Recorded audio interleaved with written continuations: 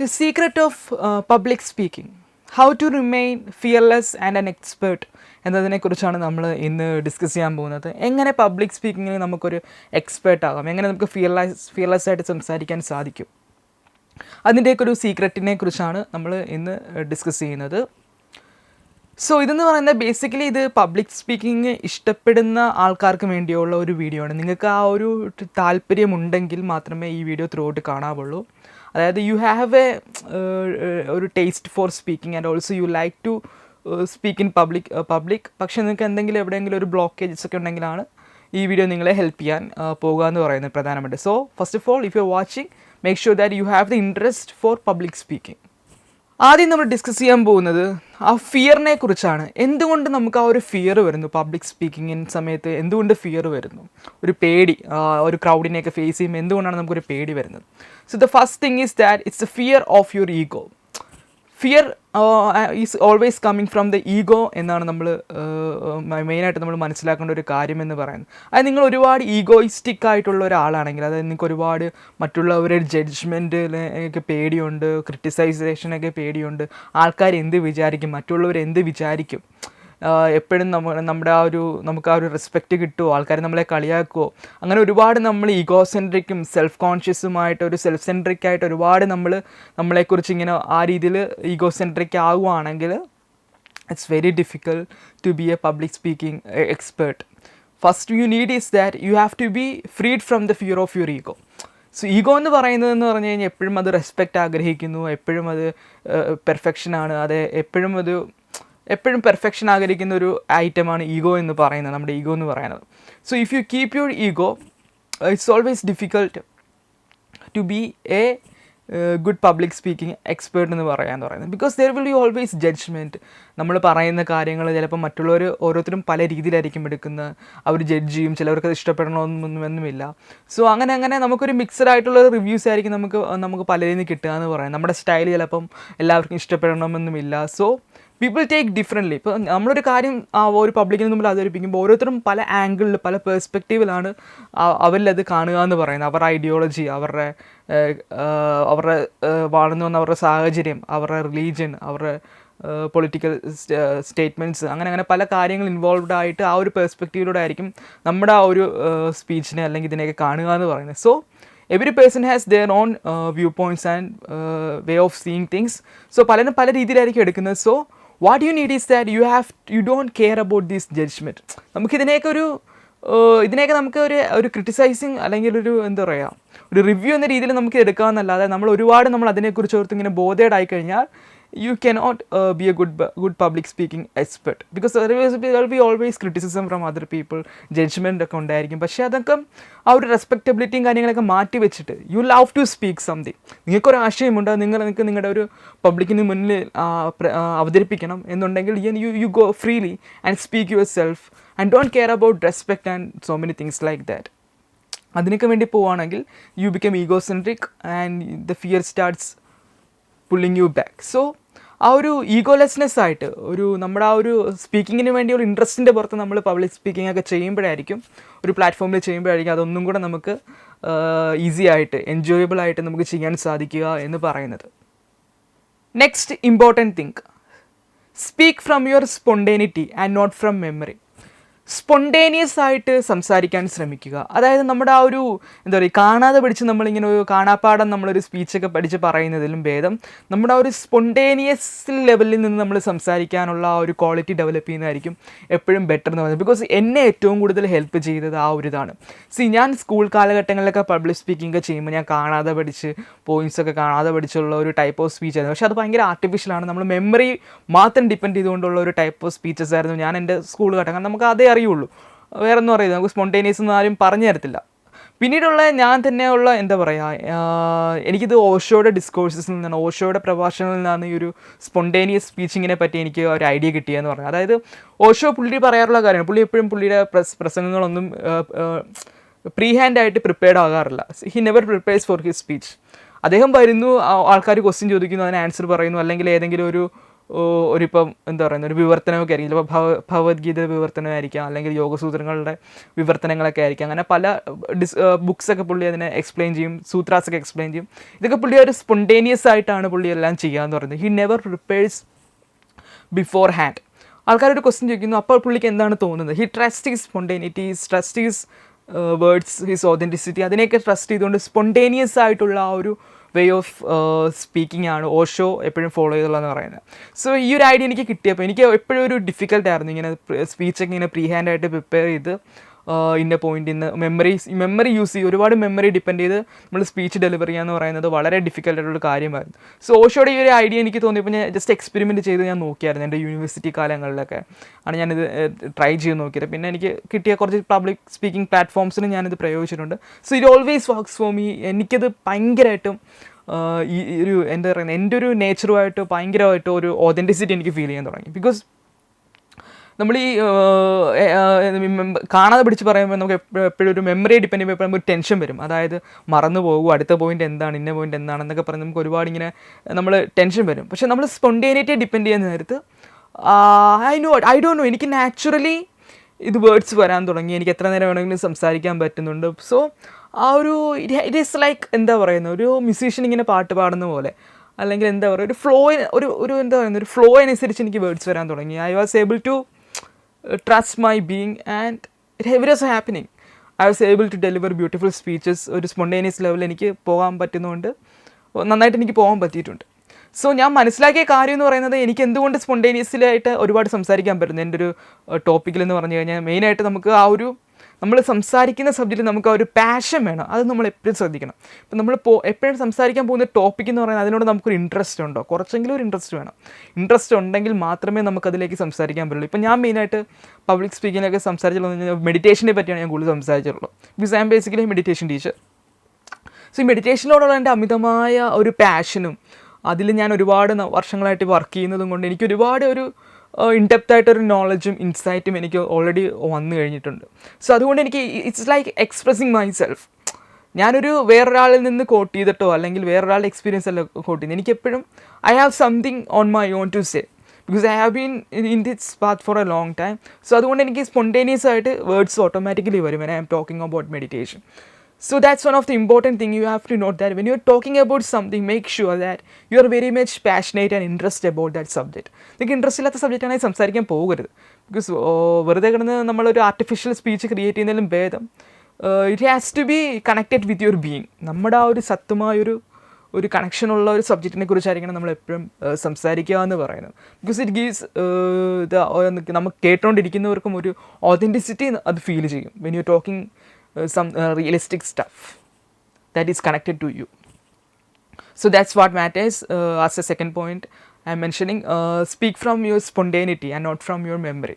ഒരുപാട് memory depend ചെയ്യും. Just ഒരു പോയിൻറ്റ്സ് നോട്ട് ചെയ്യുക. ഇപ്പോൾ ലൈക്ക് ഒരു 3 points 4 points ഒക്കെ നമുക്ക് എളുപ്പത്തിൽ ജസ്റ്റ് ഒരു കീപ്പപ്പ് ചെയ്ത് വെക്കുക. പക്ഷേ you have to trust your spontaneous flow of your words. അതായിരിക്കണം നമുക്ക് കൂടുതൽ ഫോക്കസ് എന്ന് പറയാം. പിന്നെ ഒരു കോൺഫിഡൻസ് നമുക്ക് ബിൽഡപ്പ് ചെയ്യാൻ എങ്ങനെ സാധിക്കും? സോ അതിന് ഏറ്റവും കൂടുതൽ പ്രയോജനപ്പെടുന്ന കാര്യമാണ് മെഡിറ്റേഷൻ എന്ന് പറയുന്നത്. Meditation builds a natural confidence in you. അത് നമുക്കൊരു ഇന്നർ സ്റ്റിൽനെസ്സും നമുക്ക് നമ്മുടെ ഒരു ഓതൻറ്റിസിറ്റിയിൽ നമുക്കൊരു വിശ്വാസം നൽകുന്നൊരു കാര്യമാണ് മെഡിറ്റേഷൻ എന്ന് പറയുന്നത്. ഞാനും മെഡിറ്റേഷനിലേക്ക് വന്നതിന് ശേഷമാണ് എനിക്കും ഉള്ളിലുള്ള ഒരു സെൽഫ് ഡൗട്ടും ആ ഒരു സെൽഫ് എസ്റ്റീം ഇഷ്യൂസൊക്കെ എനിക്ക് ഒരുപാടുണ്ടായിരുന്നു. സോ ഒരു മെഡിറ്റേഷനിലേക്ക് നിന്ന് നമുക്ക് മെഡിറ്റേറ്റീവ് ലെവലിൽ നമ്മൾ പോകാമെന്ന് വരുന്നത് നമുക്ക് നമ്മളിൽ തന്നെ ഒരു ആത്മവിശ്വാസം കിട്ടും. നമുക്ക് നമ്മളെ കൂടുതൽ അറിയാൻ സാധിക്കും. എന്നെക്കൊണ്ട് കഴിയും എന്നുള്ള ഇങ്ങനെ ഒരു ഇന്നർ കോൺഫിഡൻസ് ഒക്കെ നമുക്ക് ബിൽഡപ്പ് ആവണമെങ്കിൽ മെഡിറ്റേഷൻ പോലെയുള്ള മെഡിറ്റേഷനൊക്കെ നിങ്ങൾ ഡെയിലി പ്രാക്ടീസ് ചെയ്യുക, അല്ലെങ്കിൽ പലതരം മെഡിറ്റേഷൻ മൈൻഡ്ഫുൾ ടെക്നിക്സ് ഒക്കെ നിങ്ങൾ ഡെയിലി യൂസ് ചെയ്യുകയാണെങ്കിൽ ഒരു മെഡിറ്റേറ്റീവ് സ്റ്റേറ്റ്, ഒരു മെഡിറ്റേറ്റർ ആയിട്ടുള്ള ഒരാളാണെങ്കിൽ നിങ്ങൾക്ക് ഓട്ടോമാറ്റിക്കലി ഒരു കോൺഫിഡൻസ് നിങ്ങൾക്ക് തനിയെ വരും. അത് ഞാൻ മനസ്സിലാക്കിയിട്ട് കാണാൻ കാര്യമാണ്. സോ മെഡിറ്റേഷനിലേക്ക് വന്നതിന് ശേഷമാണ് എനിക്കും ഈ ഒരു പബ്ലിക് സ്പീക്കിങ്ങിലൊക്കെ ഒരുപാട് നന്നായി പെർഫോം ചെയ്യാൻ സാധിച്ചത് എന്ന് പറയുന്നത്. പിന്നെ മെഡിറ്റേഷനിലേക്ക് പോകുന്നതുകൊണ്ട് നമുക്ക് ആ ഒരു സ്പോണ്ടേനിയസ് ആയിട്ട് നമുക്ക് സംസാരിക്കുമ്പോൾ ആ ഒരു ഇത് കിട്ടും. കാരണം മെഡിറ്റേഷൻ എന്ന് പറയുമ്പോൾ നമ്മളൊരു സ്റ്റേറ്റ് ഓഫ് എന്താ പറയുന്ന ഒരു സൈലൻസ്, ഒരു ഡെപ്ത്, ഒരു സൈലൻസ് പീസിലേക്ക് നമ്മളെ കൊണ്ടുപോകുന്ന കാര്യമാണ് മെഡിറ്റേഷൻ എന്ന് പറയുന്നത്. സോ ആ ഒരു സൈലൻസും പീസും നമ്മൾ എക്സ്പീരിയൻസ് ചെയ്തതിന് ശേഷം നമ്മളൊരു സ്പീച്ചൊക്കെ ഡെലിവറി ചെയ്യുമ്പം നമ്മുടെ വേർഡ്സിനൊരു പവർ നമുക്ക് കേൾക്കുന്നവർക്ക് ഫീൽ ചെയ്യും. അതായത് എന്താ പറയുക, ഇപ്പോൾ നമ്മളിപ്പം ഒരു സിമ്പിൾ എക്സാമ്പിൾ പറയുകയാണെങ്കിൽ, നമ്മൾ രാവിലെ തൊട്ട് വൈകുന്നേരം വരെ വർക്ക് ചെയ്തു, രാത്രി നമ്മൾ കിടന്ന് ഉറങ്ങി, എന്നിട്ട് വീണ്ടും നമ്മൾ ഉറങ്ങുന്ന ടൈം എന്ന് പറയുന്നത് റെസ്റ്റാണ്. റെസ്റ്റ് എടുത്തതിന് ശേഷം, രാത്രി റെസ്റ്റ് എടുത്തതിന് ശേഷം വീണ്ടും നമ്മൾ ഒന്നും കൂടെ പിറ്റേ ദിവസം ഫ്രഷ് ആയിട്ട് എണീക്കുന്നു, വീണ്ടും നമ്മൾ വർക്കിലേക്ക് പോകുന്നു. പക്ഷേ നമ്മൾ ഉറങ്ങാതെ ഇരുന്നിട്ട് നമ്മൾ 24 മണിക്കൂറും വർക്ക് ചെയ്തതെന്ന് സങ്കല്പിക്കുക. എന്നിട്ട് നമ്മൾ പിറ്റേ ദിവസം നമ്മൾ വർക്ക് ചെയ്യാൻ പോയി കഴിഞ്ഞാൽ നമുക്ക് ആ ഒരു എനർജി ഫീൽ ചെയ്യത്തില്ല. Because there is no resting period, no rejuvenation period. So ഈ മെഡിറ്റേഷൻ എന്ന് പറയുന്നതെന്ന് വെച്ച് കഴിഞ്ഞാൽ നമ്മുടെ ഒരു റെസ്റ്റിംഗ് ആണ്. അതായത് നമ്മുടെ മൈൻഡ് എന്ന് പറയുന്നത് കണ്ടിന്യൂസ്ലി ഇങ്ങനെ തോട്ട്സ്, ഇമാജിനേഷൻസ്, വേർഡ്സ് ഇതൊക്കെ കണ്ടിന്യൂസ്ലി ഇങ്ങനെ പ്രൊഡ്യൂസ് ചെയ്തുകൊണ്ടിരിക്കുന്ന ഒരു സംഭവമാണ്, ഒരു മെക്കാനിസമാണ് മൈൻഡ് എന്ന് പറയുന്നത്. സോ മൈൻഡിൻ്റെ ഒരു റെസ്റ്റിംഗ് പ്ലേസ്, അല്ലെങ്കിൽ മൈൻഡിനെ സ്വിച്ച് ഓഫ് ചെയ്ത് വെക്കുക, വേർഡ്സ് ഒന്നും ഇല്ലാതെ ഒരു നോ മൈൻഡ് സ്റ്റേറ്റിലേക്ക് നമ്മളെ കൊണ്ടുവരിക, ചിന്തകളില്ലാത്ത അവസ്ഥയിൽ നമ്മളെ എത്തിക്കുക എന്നതാണ് മെഡിറ്റേഷൻ്റെ ഒരു ഉദ്ദേശം എന്ന് പറയുന്നത്. മൈൻഡിനെ കുറച്ചൊരു ഓഫ് ചെയ്ത് അങ്ങനെ വെക്കാൻ സാധിക്കും. സോ മെഡിറ്റേഷൻ ചെയ്യുമ്പോൾ നമ്മളെ മൈൻഡ് സ്വിച്ച് ഓഫ് ആവുന്നു, നമുക്ക് അനാവശ്യമായ ചിന്തകളൊന്നും വരുന്നില്ല, നമ്മളൊരു ഒരു ഒരു പ്യുവർ സൈലൻസും പീസും ഒക്കെ നമ്മൾ എക്സ്പീരിയൻസ് ചെയ്യുന്നു. എന്നിട്ട് നമ്മൾ ആ ഒരു പ്യുവർ സ്പേസ്, സൈലൻസും ഒക്കെ എക്സ്പീരിയൻസ് ചെയ്തതിന് ശേഷം നമ്മൾ സംസാരിക്കുമ്പോൾ നമ്മുടെ വേർഡ്സിൻ്റെ ഒരു പ്രത്യേകതര ഭംഗി, ഒരു ഓതൻറ്റിസിറ്റി, ഒരു പവർഫുൾനെസ്സും വളരെ കീനായിട്ട് ആൾക്കാരിലേക്ക് ഇങ്ങനെ ഷാർപ്പായിട്ട് നമുക്ക് നമ്മുടെ വേർഡ്സ് അവരിലേക്ക് എത്തുന്ന പോലെ അവർക്കും ഫീൽ ചെയ്യും, നമുക്കും ഫീൽ ചെയ്യും. സോ ആ ഒരു റെസ്റ്റിങ്ങും വർക്കിൻ്റെ ആ ഒരു ഗുണം അതാണ്. മെഡിറ്റേഷൻ എന്ന് പറയുമ്പോൾ ഒരു റെസ്റ്റാണ്. അതിനുശേഷം നമ്മൾ സംസാരിക്കുമ്പോൾ ഇറ്റ്സ് ലൈക്ക് നമ്മൾ രാവിലെ തൊട്ട് വൈകുന്നേരം വരെ വർക്ക് ചെയ്യുന്നു, രാത്രി കിടക്കുന്നു, പിന്നെ റെസ്റ്റ് എടുത്തതിന് ശേഷം നമ്മൾ പിന്നെയും വർക്ക് ചെയ്യുന്നു. ആ ഒരു സിമിലർ സംഭവമാണ് നമ്മൾ മെഡിറ്റേഷൻ ചെയ്തിട്ട് നമ്മൾ സംസാരിക്കുമ്പോൾ കിട്ടുന്ന എഫക്റ്റ് എന്ന് പറയുന്നത്. നിങ്ങൾക്കത് മനസ്സിലായി കാണും, റിലേറ്റ് ചെയ്യാൻ പറ്റുന്നുണ്ടല്ലോ അല്ലേ? So this is one of the another point that meditation builds confidence in you. Confidence ആയിട്ട് നമ്മളെ സംസാരിക്കാനും പവർഫുള്ളായിട്ട് സ്പീച്ചസ് ഡെലിവർ ചെയ്യാനും നമ്മളൊരു മെഡിറ്റേറ്റീവ് സ്റ്റേറ്റിലുള്ള ഒരാൾക്ക് വളരെയധികം ഹെൽപ്ഫുള്ളാണ്. പിന്നെ സീരിയസ് ആയിട്ട് എപ്പോഴും സ്പീച്ചസ് ഡെലിവർ ചെയ്യാതിരിക്കാൻ ശ്രമിക്കും. ബിക്കോസ് സീരിയസ്നെസ് എന്ന് പറയുന്നത് എപ്പോഴും നമുക്ക് ടെൻഷൻ ക്രിയേറ്റ് ചെയ്യുന്ന ഒരു കാര്യമാണ്. എപ്പോഴും ഒരു പ്ലേഫുൾ, റിലാക്സ്ഡ് ആയിട്ട് you enjoy talking, you just enjoy talking and you like to talk with people, share your എന്താ പറയുക, നമ്മുടെ ഫേവറേറ്റ് ആയിട്ടുള്ള സബ്ജക്റ്റിനെ പറ്റി നമ്മൾ ഷെയർ ചെയ്യുന്നു എന്നൊരു ആറ്റിറ്റ്യൂഡിലൂടെ നമ്മൾ ഒരു പബ്ലിക് സ്പീക്കിംഗ് ഡെലിവർ ചെയ്യുമ്പോഴായിരിക്കും എപ്പോഴും ഹെൽപ്ഫുൾ എന്ന് പറഞ്ഞാൽ യു റിലാക്സ്, യു എൻജോയ്. നമ്മളൊരു അതിനൊരു പോസിറ്റീവായിട്ട് കാണാം. നമ്മളൊരു വലിയൊരു ക്രൗഡിനെ ഫേസ് ചെയ്യുന്നു, നമ്മൾ അവരുമായിട്ട് നമ്മുടെ ഒപ്പീനിയൻസും കാര്യങ്ങളൊക്കെ നമ്മൾ ഷെയർ ചെയ്യുന്നു. So you make it is A relaxed talking, അല്ലെങ്കിൽ ഒരു നോൺ സീരിയസ് അപ്രോച്ച്, ഒരു പ്ലേഫുള്ളായിട്ട് കാണുക, അതിനെ എൻജോയ് ചെയ്യാൻ ശ്രമിക്കുക. ഒരു സീരിയസ് അപ്രോച്ചിൽ പോകാതിരിക്കുന്നതാണ് എപ്പോഴും ബെറ്റർ എന്ന് പറയുന്നത്.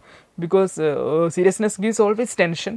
അപ്പോൾ നോൺ സീരിയസ് ആണെങ്കിൽ നമുക്ക് കുറച്ചുകൂടെ നമുക്കൊരു ശാന്തമായ രീതിയിൽ നമുക്ക് നമ്മുടെ ആ ഒരു പ്രോസസ്സ് ഓഫ് ടോക്കിങ്ങിനെ നമുക്ക് ഡെലിവർ ചെയ്യാൻ സാധിക്കും. പിന്നെ ഒരുപാട് പെർഫെക്ഷൻ ആഗ്രഹിക്കാതിരിക്കുക. Don't try to be too much of a perfectionist. It's okay, you may create imperfections in your speeches. നമ്മൾ ചിലപ്പോൾ തെറ്റായ വാക്കുകൾ നമ്മുടെ ഇതിൽ നിന്ന് വന്നെന്ന് വരിക, ചിലപ്പോൾ നമുക്ക് ഇടയ്ക്ക് വാക്കുകൾ കിട്ടിയില്ലെന്ന് വരാം. സോ ഇതൊക്കെ ജസ്റ്റ് അക്സെപ്റ്റ് ചെയ്യുക. Because life is always about ups and downs ആണ്. നമ്മൾ ചില സ്പീച്ചസ് ഡെലിവർ ചെയ്യുമ്പോൾ നമുക്ക് അവിടെ പ്രോബ്ലംസ് ഉണ്ടായെന്ന് വെച്ചിരിക്കാം. ചിലപ്പോൾ നമ്മൾ തെറ്റുകൾ പറഞ്ഞു പോകും, ചിലപ്പോൾ നമ്മൾ അബദ്ധമായ വാക്കുകൾ അല്ലെങ്കിൽ അബദ്ധമായ സെൻറ്റൻസസ് ഒക്കെ ചിലപ്പോൾ വായിന്ന് വന്നതൊക്കെ ഇരിക്കാം. So it's part of your journey in public speaking. അതൊക്കെ ഒരു ഭാഗമാണ്. പെർഫെക്ഷൻ അതൊരു തനിയെ സംഭവിക്കേണ്ട ഒരു കാര്യമാണ്. So don't try to force perfection on you. ഇപ്പോൾ ഞാൻ മിക്കയിടത്തും ക്ലാസ്സൊക്കെ എടുക്കാൻ പോകുമ്പോൾ ഞാൻ ഒരുപാട് പ്രിപ്പയർ ഒന്നും ചെയ്യാറില്ല. ജസ്റ്റ് ബി നാച്ചുറൽ, ഒരു നാച്ചുറൽ ഫ്ലോ. ഒരുപാട് ഇങ്ങനെ ടു മച്ച് ഓഫ് പെർഫെക്ഷനിസ്റ്റ് ആകാതിരിക്കാൻ ശ്രമിക്കുക. Because it's okay, sometimes you get imperfection, flaws ഒക്കെ സംഭവിക്കും. So you accept your imperfections and try to be natural way of delivering speeches. ഒരുപാട് ഇത് too much tensions ഒന്നും നമ്മൾ കൊടുക്കാതിരിക്കാൻ ശ്രമിക്കുക. And always remember that just express and don't try to impress. പലരും public speaking deliver ചെയ്യാൻ നേരത്തെ ഞാൻ കണ്ടിട്ടുള്ള ഒരുപാട് ഇംപ്രസ് ചെയ്യാൻ, ക്രൗഡിനെ ഒരുപാട് ഇംപ്രസ് ചെയ്യാൻ ഭയങ്കരമായിട്ടും പഞ്ചൊക്കെ ചെയ്ത് ഒരുപാട് പഞ്ച്ഫുൾ ഡയലോഗ്സ് ഒക്കെ കൊടുത്ത് ഇന്ന രീതിയിൽ ചെയ്ത് ഇങ്ങനെ ചിലവർ ഓരോ സ്ട്രക്ചർ ഫോളോ ചെയ്യും. ഇന്ന രീതിയിൽ ചെയ്താൽ ഇങ്ങനെ ഇംപ്രസ് ആവും എന്നാണ് അവർ വിചാരിക്കുക എന്ന് പറയുന്നത്. ഞാൻ മിക്കതും കണ്ടല്ലോ, ഞാൻ ഇങ്ങനെയൊക്കെ പറയുമ്പം അങ്ങനെയൊക്കെ ഇംപ്രസ് ആവും എന്നൊരു കോൺസെപ്റ്റിലായിരിക്കും മിക്കവരും സ്പീക്ക് ചെയ്യുന്നത്. പക്ഷേ മിക്കതും ഇങ്ങനെയുള്ള ഇംപ്രസ് ചെയ്യാൻ ആയിട്ടുള്ള രീതിയിലുള്ള സ്പീച്ച് ആകുമ്പോൾ നമുക്ക് ഓട്ടോമാറ്റിക്കലി മനസ്സിലാവും. ആസ് എ ലിസണർ എനിക്ക് എപ്പോഴും മനസ്സിലാവും is trying to impress you something with use words എന്നെനിക്ക് പലപ്പോഴും തോന്നിയിട്ടുള്ള കാര്യമാണ്. So be authentic, always try to express yourself, be natural to yourself. നേരത്തെ ഞാൻ പറഞ്ഞ പോലെ be natural and try to express things in an authentic way. ഓതൻറ്റിക്കായിട്ട് നമ്മൾ നമ്മുടെ സ്പീച്ചസ് എക്സ്പ്രസ് ചെയ്യും. നിങ്ങളുടേതായ ഒരു natural talent, everybody has a unique way of expressing or delivering a speech. ആ ഒരു നമ്മുടെ ഒരു നാച്ചുറൽ ടാലൻറ്റിൽ നമ്മൾ അതിനെ എക്സ്പ്രസ് ചെയ്യാൻ ശ്രമിക്കുക ആണ് ഇമ്പോർട്ടൻ്റ് ആയിട്ടുള്ള കാര്യം എന്ന് പറയുന്നത് പബ്ലിക് സ്പീക്കിങ്ങിൽ. The last thing is that speaking എന്ന് പറയുന്ന ഒരു ആർട്ട് ഫോമാണ്. ഇറ്റ്സ് ലൈക്ക് ഒരു ടാലൻ്റാണ്.